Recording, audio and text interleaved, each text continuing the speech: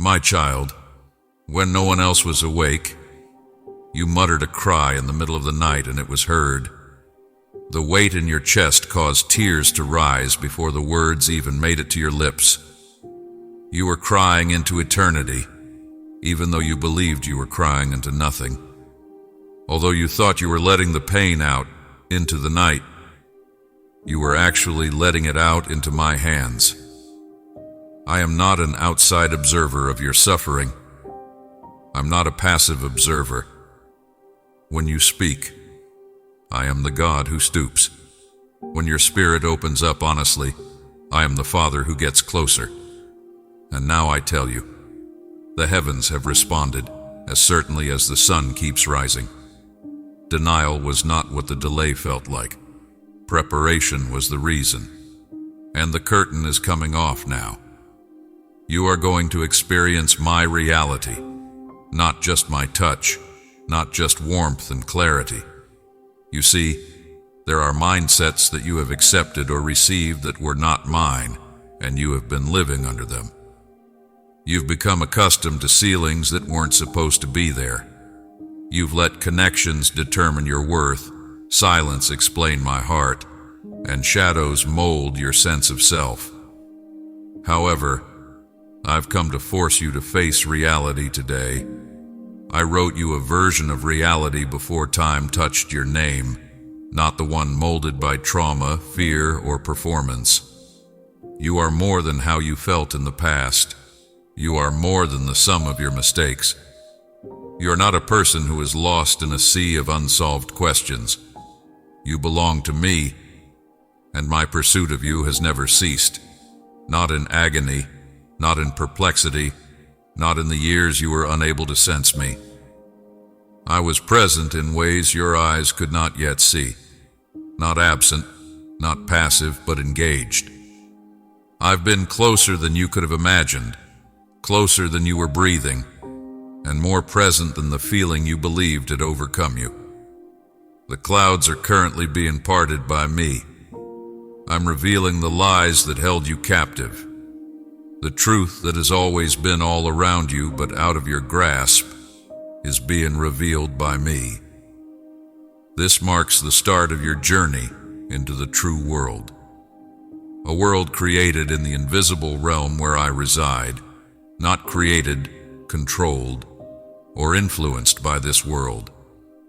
Your perception is being penetrated by the actuality of my dominion. Nothing in your life will be the same when it happens. You have been adjusting, coping, and surviving. However, I didn't make you to survive. For communion, I made you. Communion starts when all pretense is dropped. You don't need to be your best self for me. Underneath the performance, under the fatigue, under the defenses, I'm summoning the real you. There's no need for you to act fake with me.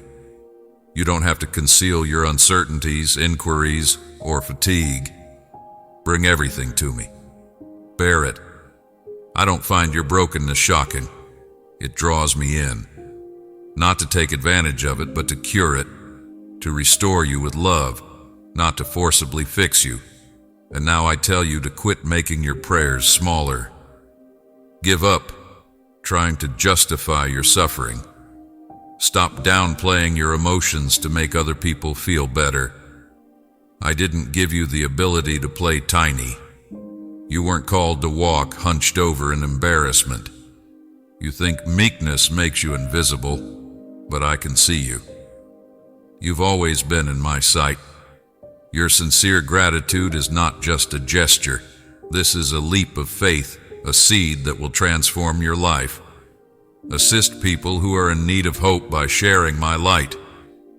Get ready for my heavenly overflow by clicking the Super Thanks button. It's time for you to see me in the blazing reality of my spirit, not through the prism of religion or routine. I am not only the mountaintop God. As the God of the intermediate, I am the God of the threshold. I'm standing at your heart's door right now saying, I am here, rather than knocking. Struggling will not lead to what I'm going to disclose to you. It won't be achieved through performance. It will result from giving up control. Put the weights down. Set the masks down. Set aside your fear of being completely rejected if you are fully known. I've met you before. Every paradox, every history, and every layer. And I still want you. No, not the more mature version, not the future one. You are in your current state right now. You wouldn't let me down. I am waiting to fix it. You are a vessel. I'm waking you. You have soul chambers that have been closed for years, places you blocked off for your own protection. I am, however, rotating the handle slowly. I am entering those recollections, those frames of mind, and those hidden spaces where your deepest inquiries continue to reverberate. I'm not going in as a critic either. As a healer, I shall enter. With fire in my eyes instead of judgment, I will traverse the debris. Since nothing concealed can keep you safe anymore, in order to set you free, not to expose you, I am revealing what formerly enslaved you. You've been waiting for this encounter. It was a change of view rather than a moment of comfort. Now, youngster, welcome to the reveal, I say. You are welcome to the world I always wanted you to see. No more hiding behind falsehoods, no more bending to get by, no more shadows. I created you to stand, to shine, to be a reflection of my grandeur, and this marks the beginning of that greatness, a straightforward, radical yes. Acknowledge the truth. Give the process your approval. Accept seeing what has always been true. For when I reveal your true self to you, when I pull back the curtain and reveal what has been planned behind the scenes, you will cry with surprise rather than sadness. I've been with you. Before you I went. I am now calling you to complete consciousness. You are now facing a reality that only waited and never changed. I am more than just the listening God. I am the answering God. And your scream is answered by heaven today. Get ready for a new perspective. Get ready for a new way of walking. It's just the beginning. You've asked yourself a lot, daughter, what I really think of you. You have subtly questioned, do you see me as I am, or only as I should be? During the quiet, between scenes times when no one is watching, you have struggled with the dread that I would turn away if I truly knew you, if I saw past the outward appearance you put on and beneath the armor of strength you sport. But now pay attention to me. I completely see you. You've always been in my sight, not by the voice of your inner critic, not by the opinions of others, and not through the warped prism of your anxieties. As seen by the one who made you, I see you. Love, truth, and eternity are the prisms through which I view you. You are entire, radiant, sacred, and beloved, just as you were always supposed to be. You've been carrying a burden that I never asked you to. You have been making an effort to be strong for everyone, to keep everything together, and to be sufficient to meet all demands. However, I didn't ask you to be everything. I demanded that you be mine. Your output does not define you. Your performance does not determine your worth. You're not adored because you maintain your composure. Because I created you out of love, you are adored, and you will always be loved by me. My love for you never wavers, not even when you're at your weakest and feel like a shadow of yourself. You don't deserve my closeness, it's what you live for. I want to communicate directly to your heart. I don't feel let down by you. Being disappointed means that I was taken aback because I had anticipated something else. But I've known the end all along. Before you breathed your first breath, I was aware of the voyage. I was aware of where you would succeed and where you would fail. I knew when your fire would blaze brightly and when it would seem impossible to start even a spark. I haven't been standing by and watching you. I've been at your side, supporting you when you couldn't feel me, and whispering to your soul when it was too exhausted to hear. Since day one, I have been making investments in you. I have been defending what is genuine about you, even if the noise around you attempted to use lies to define who you were. There's still time. You're not excessive.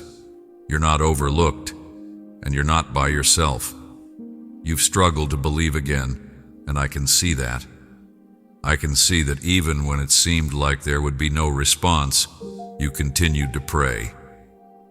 You've held on, I see, not because you were strong, but rather because something inside of you, something more profound than pain, resisted giving up.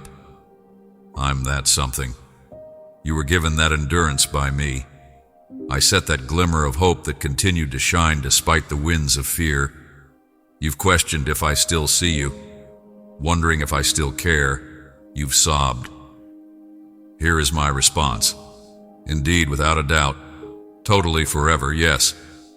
Now, instead of trying to improve yourself or win my approval, I ask that you sit with me in silence and show me your true self, the part that is still uncertain, confused, and hurting. I'd like it all, because I seek communion, not because I require perfection. I want to be close. I wish to communicate with the areas you believed were too complex for recovery. You do not have to look for the correct words. You just have to be there. I am not here for the strong and the well-groomed. It is for the truthful. It's for the tired. This is for you. You've been asking me how I feel about you. So, without hesitation, let me repeat. It's who you are to me that makes me happy, not what you do for me. I'm still happy about you. When I hear your voice, I grin. My love is not dependent on your performance, and I'm ready to remind you of that when you get up in the morning and feel undeserving. It's predicated on my pledge. I can guarantee it. There is no change in my word, and this is my promise to you. Deeply, irrevocably, and forever, you are mine. I'm calling you to sleep. Rest, not indolence or apathy. The type of feeling that results from realizing you don't need to be God. The kind that relieves the stress of needing to make yourself better. Grace is not an idea to the kind that understands it. It's an everyday occurrence. Come, take a nap in me. Give up using other people's responses to gauge your success. Don't let your feelings cause you to question your worth. Rest certain that my eyes are on you, and they are not filled with condemnation, but with compassion. Additionally, allow me to gently draw your attention to your self-perception. You have power over your body, mind, and soul with the words you utter. You keep repeating things in your mind that I didn't say. Looking in the mirror, you have heard voices that were never mine and agreed with them. However, I am rewiring that inner conversation. I'm training you to speak the truth with your heart, not as a compliment, but as a creation-based truth. I call you beautiful because I am your strength, not because you know everything.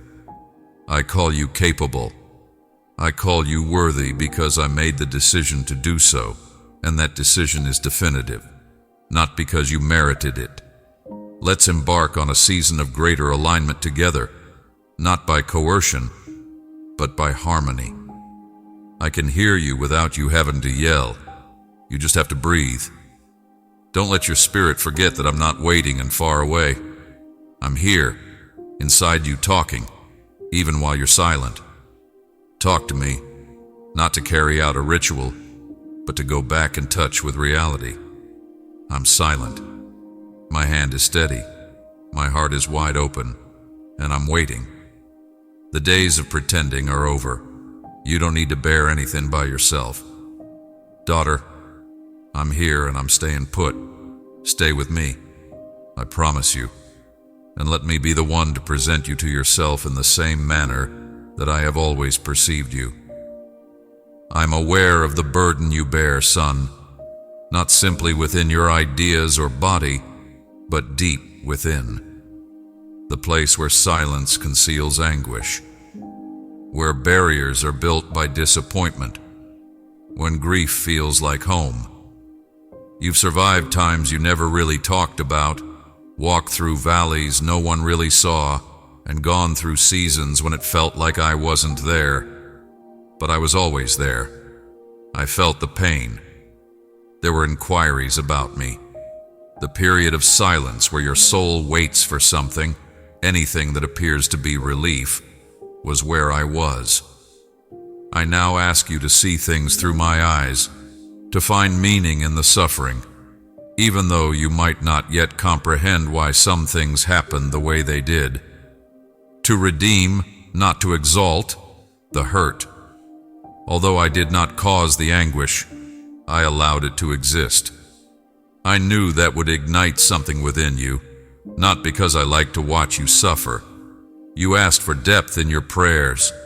In ways you had never done before, you asked to get to know me. You yearned for unwavering faith in any storm, for a heart that could find the truth. And I knew what would be needed for that, not merely instruction, but change. Furthermore, change seldom occurs in comfort. It occurs when all false support is removed from you, when the people you used to trust stop speaking, when you are compelled to confront yourself and discover that I am still there, even when clarity is lacking. Anguish is not a penalty, it's a passage. I have guided you through that passage purposefully, rather than haphazardly. You've mastered the ability to spot me in the dark. You now know that I am a present shepherd, rather than a seasonal voice. You've discovered that my strength starts where yours ends. The breaking was the response to a higher request, even though it felt like betrayal, your spirit's plea to be restored to wholeness. Even if I didn't hurt you, I didn't want to waste it. I collected every tear that dropped. I hovered close to you every night while you fell. Whenever you said, "God, I can't do this anymore," I muttered, "However, I'll carry you." I am aware that heartbreaks continue to reverberate. I am aware of the rejection that made you doubt your worth. I am aware of the delay that caused you to feel overlooked. The delay, however, was not rejection, son. It served as defense. Some of the things you requested would have sated your need for approval while undermining your sense of self. You wanted to go through some doors that appeared to be blessings, but they would have taken you away from my heart. What you couldn't see, I saw. And while you were lamenting what didn't happen, I was celebrating what didn't break you. You consider pain to be the loss of something. Pain, in my opinion, is what has been polished, exposed, and eradicated. You believe your time was stolen by the woods. I said, you got roots in the wilderness. You have to realize that there are two types of pain: the anguish of awakening and the pain of wounding. You were awakened by the suffering you endured. It made you feel something. It revealed the lies that had gradually developed over time. Falsehoods about your identity, value, and level of affection. Why did this happen to me? You sobbed. The deeper question was heard by me. Now, who am I? And my response is still firm and accurate. I own you. Deeper, wiser, and stronger than before, yet not diminished or damaged. You walked through pain alongside me, not because you fought it. I saw the gold in you, so I gave in to the pressure. Furthermore, gold is not easily shown. Fire reveals it. But listen to me. You are not supposed to endure suffering. The God who abandons you in the valley is not me. The God who guides you through it is me, and you're coming out now. However, you're not leaving without anything. You're stepping out with confidence. You are displaying empathy for the suffering of others. You are emerging with a heart that no longer yields to fear, eyes that see differently, and ears that can hear my voice even when it is silent. I am constructing you out of the very things that attempted to shatter you. Jesus, my son, even passed through a vineyard of suffering. He even inquired as to whether there was another route. However, he put his trust in me, and his suffering led to everyone's salvation. See? I don't waste pain. I mold resurrection with it, and I'm causing you to do it. We're not burying you, they're planting you. Additionally, what is sown in tears will flourish. I will make your ashes beautiful, your weakness strong, and your grief joyful. I needed you to realize that the wound was not the end, though, initially. It was the entrance. I've witnessed your attempt to bear everything alone. How your spirit softly bled while you continued to smile. How, despite wondering if anyone would ever show up for you, you showed up for others. I witnessed it. I sensed it. Furthermore, I don't blame you for how you handled things. I'm glad you made it through. However, I now assert that you are no longer required to survive. Now you can recover. Now you can breathe. The armor can be released. In my care, you are secure. Let me talk about your suffering, not as an aloof deity, but as the one who accompanied you at every turn. When the door shut, I was there. When the treachery occurred, I was present.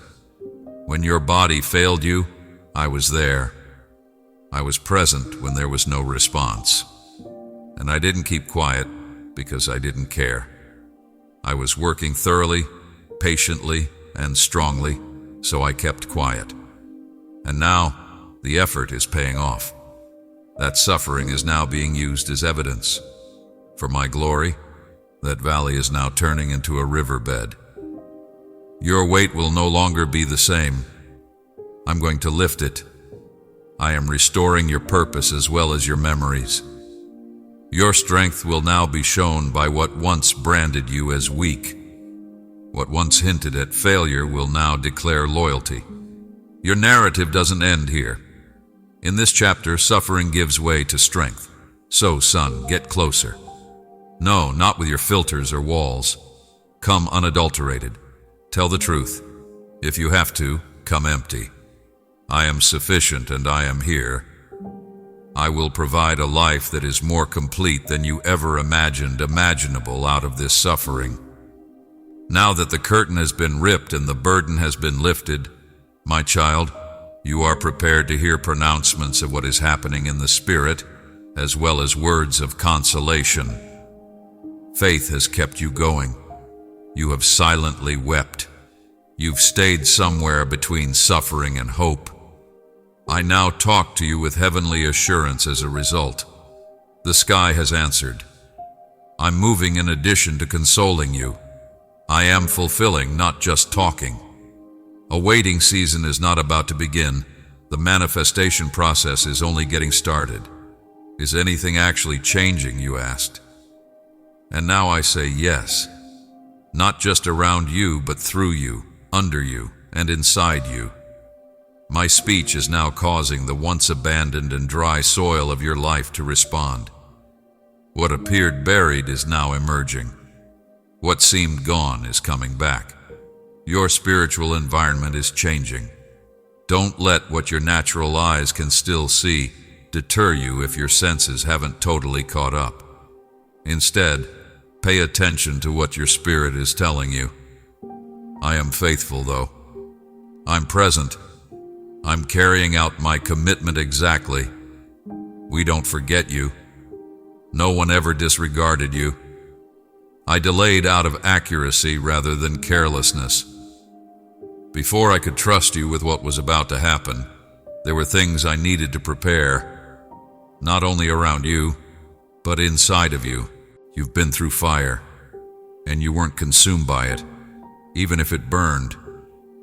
You were purified by it. Despite trembling during the test, you managed to stay upright. You persevered with unwavering submission rather than flawless strength. And like incense, that submission has made its way to heaven. You can't see the doors yet, but that trust has opened them. Now, however, child, you will see the indications, because I am more than just an invisible God. What I say is confirmed by me, the God. There are faint indications of my activity in the air around you. Where worry once reigned, you will see calm. You will come across unanticipated support, remarks from complete strangers, instances that appear planned, and miraculous timing that you cannot create. These aren't random occurrences. These are affirmations. I am communicating through discussions, scripture, dreams, and even the timing of interruptions. Don't ignore them. They are hints of what is behind the curtain, waiting for you. You'll start to see how your relationships are changing. The people around you are being rearranged by me. Those who used to drag you back will be gradually withdrawn, and you will attract people who share your objective. This will be accomplished by my spirit, not by your efforts. I'm sending you something. You don't have to follow it.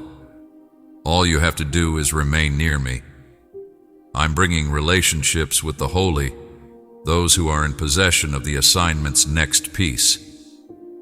They will accompany you on your journey without requesting that you shrink. These aren't distractions. They are alignments. Take them wisely. My assurances are not mere platitudes.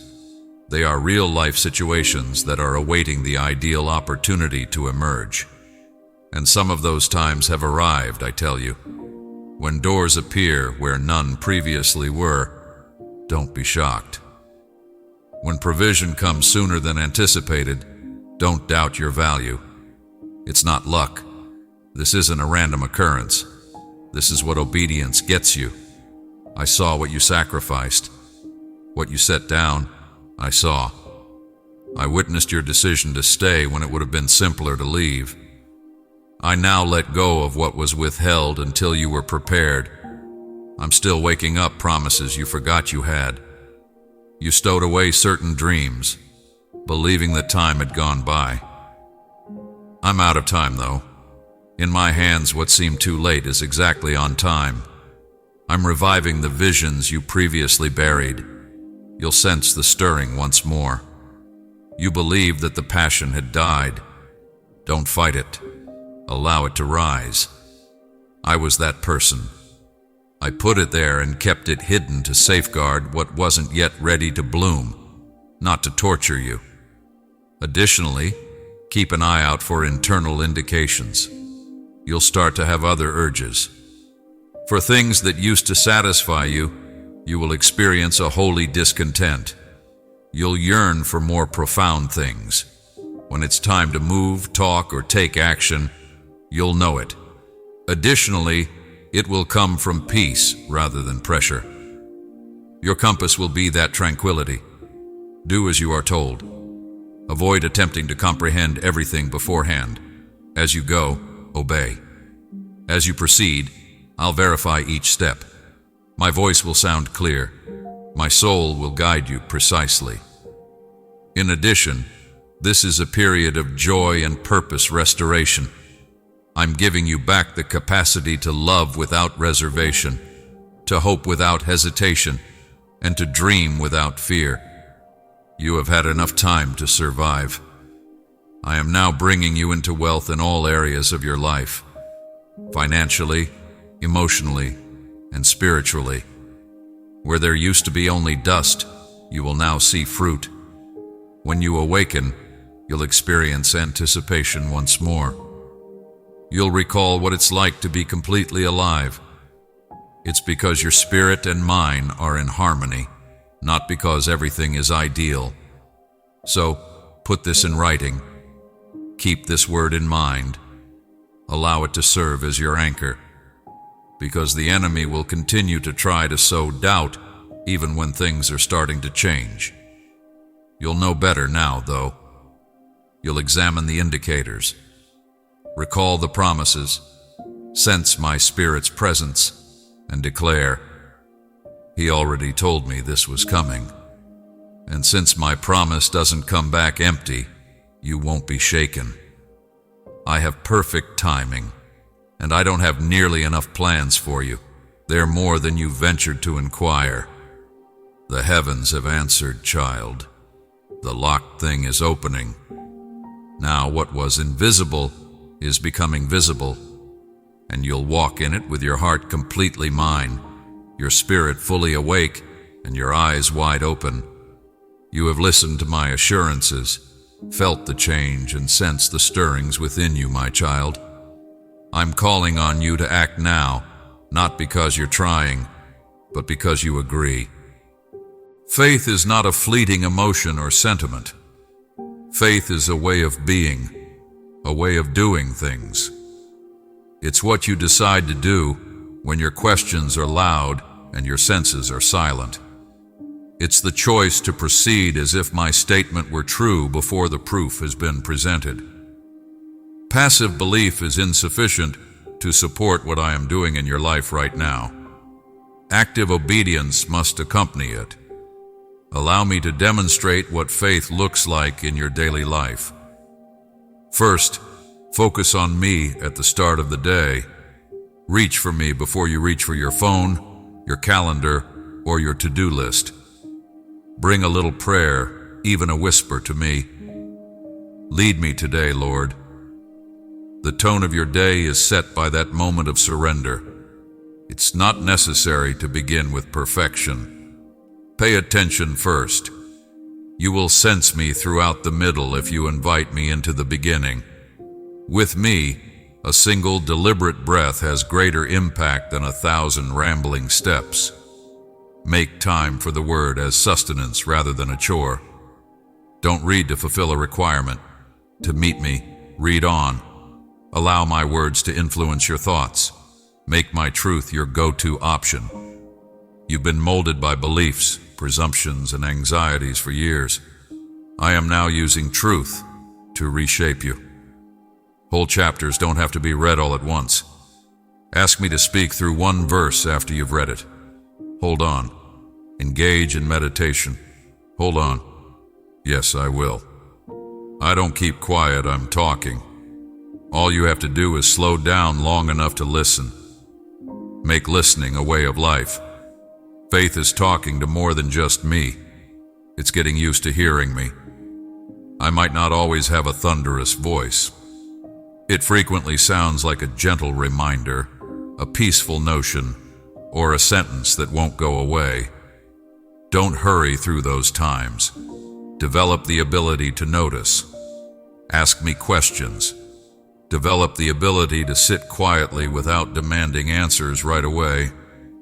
When you allow me to answer, you'll be astounded at how much clarity you start to get. Protect your atmosphere. Your spirit is either nourished or starved by the things you surround yourself with. Environments of presence, not pressure, are where faith flourishes. Reduce the world's loudness. Be aware of the opinions you let influence your ideas, the news you take in, the discussions you have, and the media you are exposed to. I'm calling you to discernment, not to seclusion. Recognize when anything makes you feel down or diverts your attention. Keep your peace. Not everything and not everyone is worthy of your time.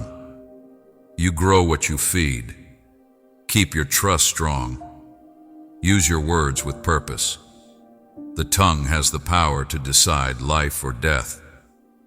I created words to have creative power, not because they are superstitious. Quit talking like you don't know what the future holds. Say what I've already told you. When dread threatens to take hold, speak of hope. Use your mouth to bless your day. May God bless your family. God bless your efforts. Even when your feelings tell you otherwise, Declare that I am with you. Heaven operates through agreement, and you become its partner when you agree with what I've spoken. Respect your body. It's not a machine.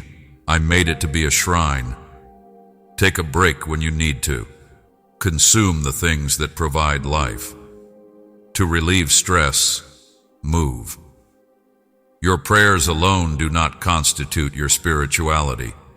The way you take care of the things I have entrusted to you is spiritual. You cannot expect revelation to come easily if you are running on empty. Allow space for happiness, margin, and holy rest, rather than sloth. Believing that I can accomplish more with your obedience than you can with your fatigue is also an act of faith. Be a forgiving person. Despite being the most difficult, this is one of the most obvious signs of mature faith. Spiritual noise is produced when offense is held off. It poisons your joy and distorts your hearing. I'm not requesting that you disregard the suffering. I want you to give it up. Let go of the money that people owe you, since you deserve it, not because they do. Freedom is what you deserve, and you reflect me when you provide forgiveness. Both your life and the lives of those around you are freed by that reflection. Give. Being generous is a manifestation of faith, not only with cash, but also with time, care, and empathy. When it's inconvenient, give. When something doesn't seem to make sense, give. It's out of excess, not guilt. You have not been called to be a reservoir by me. You have been summoned to be a river, and rivers run. You provide, and I shall resupply, and I'll fill while you pour. I can't be outgiven. Follow the little cue. Faith is not always a big choice. In the midst of your routine, the answer is a quiet yes. Don't hesitate to call someone when I tell you to. Answer the call to prayer when you sense it. Let go when I ask you to let go of something you've held on to. You are not aware of how much your life is shaped by these little obediences. Leaps are not always a sign of faith. Steps are the most common way to live it. Live with anticipation rather than fear or dominance. Anticipation. Even when you can't see anything, have faith that I am at work. Appreciate the little victories. Take note of the advancement. Write in a journal about my actions, my prayers answered, and my whispers. When the next storm hits, these reminders will help you stay afloat. And there will be storms. You won't be shaken, though, this time, because your faith is based on who doesn't change, not on what does. You live your faith like this. Quietly, bravely, consistently. I'm not impressed with you. You don't have to demonstrate your worth. All you have to do is walk beside me, minute by minute, day by day, step by step. I'm not far away. I'm present. And I'm prepared to accompany you on this journey. Not sometimes, but all the time. This is the life of a child who is rooted in reality, guided by harmony, touched by affection, and kept alive by the presence of others. And now, my dear, this is who you are. I've seen you spend far too much time living below your inheritance. When I asked you to walk in the sonship, you made a compromise for survival. You have said things about yourself that I have never said. You've let disappointments rewrite your name and experiences determine your value. However, I'm not here merely to remind you of who you are. I'm here to return you to the original layout, not the persona you have attempted to uphold, not the version that was molded by performance or pain. The first one was made with love, intention, and light. What occurred to you is not who you are. Your failure does not define you. Your sin is not you. Your trauma does not define you. Your perplexity is not you. When I endeavor to get better, I don't perceive a mistake in you. My child is redeemed, chosen, equipped, and called as I look at you. Because the storm lasted so long, you began to think that the weather was a part of you, leading you to mistake your state for who you are. However, you were never known as the storm. Your reality was never the anguish. You were never labeled by the quiet. You have struggled with insecurity and the urge to prove yourself all the time. You've made an effort to gain love by succeeding. You've been waiting to be selected, acknowledged, and picked. However, I chose you before anyone could turn you down. Before you had a chance to perform, I adored you. I've never taken my eyes off of you since I first laid eyes on you. I whispered the truth to you when you were doubting your value. I spoke over you when you spoke against yourself, and I haven't stopped since. Let me explain. It's not difficult to love you. You're not too much. We don't forget you. You're not invisible. You're not running late. I knew you would be here, and you are. And your journey doesn't surprise me. I'm proud of you for remaining open when it would have been simpler to close. I can see how you've made an effort to help others while also healing yourself. I can see how you've kept your burdens to yourself so that others wouldn't have to. However, you are no longer required to carry that. You don't need to be strong for me. I want you to tell the truth, for it is in my honesty that I release healing, and I restore who you are in that mending. An orphan is not you. You're not unfamiliar. You're still eligible. I own you, and not a diluted form of mine, but mine, forever and ever. The invitation from the cross was not universal. The rescue was personal. My son saw your face when he gave himself up. Your name, he said. He kept track of your days, and instead of making you walk as a beggar trying to earn what is already yours, he devised a method for you to walk as royalty. I have given you authority. You've been hesitant to speak up for fear of being misinterpreted. To make people feel at ease, you have played small. However, I did not instill terror in you. I bestowed upon you a spirit of love and strength and of good mental health. You don't have to get smaller. There's no reason to conceal. You don't have to adjust to environments where my reality isn't present. You change the atmosphere. That is the function of identity. It is heavy. You deserve love that lasts because of who you are, not because of what you have to offer. You deserve to rest because you are mine, not because you crossed everything off the list. Hope is your heritage, so you are deserving of it, not because you earned it. Quit excluding yourself. Put an end to repeating the falsehoods that were previously stated over you. You are more than the sum of their words. What I spoke is reflected in you, and I said, "Excellent." I am restoring your memory by taking away the past's ability to identify you, not by erasing it. It hurt, what you went through. I don't downplay that, but you won't be defined by it anymore. The labels, not enough, too shattered, unworthy, forgotten, came from suffering. I'm taking them off. I never had them. And even if it feels strange, I will educate you to speak up again and to express who you are. Because truth is always correct, even if it doesn't seem familiar at first. So join me in saying it. I've been selected. I'm tidy. I'm complete. They want me. What I did is not who I am. What was done to me is not me. I am God's kid. Old lies lose their hold each time you say that. Your posture changes every time you walk in that reality. This isn't a lie.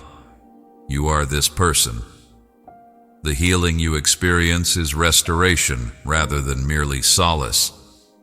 Instead of the damaged blueprint that the world gave you, I'm returning you to the original. the version of you I envisioned before the world was created. You will begin to sense it in your decisions. Relationships that undervalue your calling will no longer be acceptable to you. You'll refuse things you used to put up with. Where you used to shrink, you will now rise. Restoration is that. Identity is that. That is the result of being loved, recognized, and seen. I claim you as my own, and shame is not as loud as my voice. There is more to my presence than terror. Rejection is not as strong as my love. Allow that reality to envelop you. Allow it to serve as your anchor. Allow it to guide you into the following chapter. I made you to be the person I intended you to be, not the one you attempted to be. Complete, restored, and glowing. It's time to teach you how to live in this truth, child, now that you've regained your sense of self. After I've reminded you of who you are and destroyed the lies that held you back for so long. You were never intended to survive only on encounters. I want to show you how to keep the flame burning, not merely sense the flames. Communion endures, but encounters are just the beginning. I now provide you a template for rhythm rather than perfection, a holy building that will enable you to stay in me, not merely stop by. Moments are not what I'm searching for. With you, I am creating a life. Pray first, as a site of anchoring rather than as a ritual to cross off. Consider prayer to be presence rather than performance. It's more than just what you say, it's the area you make. At the beginning of your day, make room for me. Let it be 5 minutes of honesty, even if it's only 5. Instead of speaking to me as you believe you ought to, be yourself. I already know what you're thinking. Your trust is what I seek. Acknowledge me at the start of the day. It's your day, Father. Lead me. Talk to me. Walk with me. Even though you might not experience a rush of emotions, you will experience a change because I fill what you give me. Special words are not necessary. Performance doesn't affect me. I react to being there. Allow prayer to be ongoing rather than merely planned. Talk to me when you're driving, walking, or doing other routine tasks. Tell me what's on your mind, and then listen. Prayer is more than just talking. It has to do with silence. It's about hearing my voice in the silence, in the repetition, in the inconspicuous yet sacred nudges.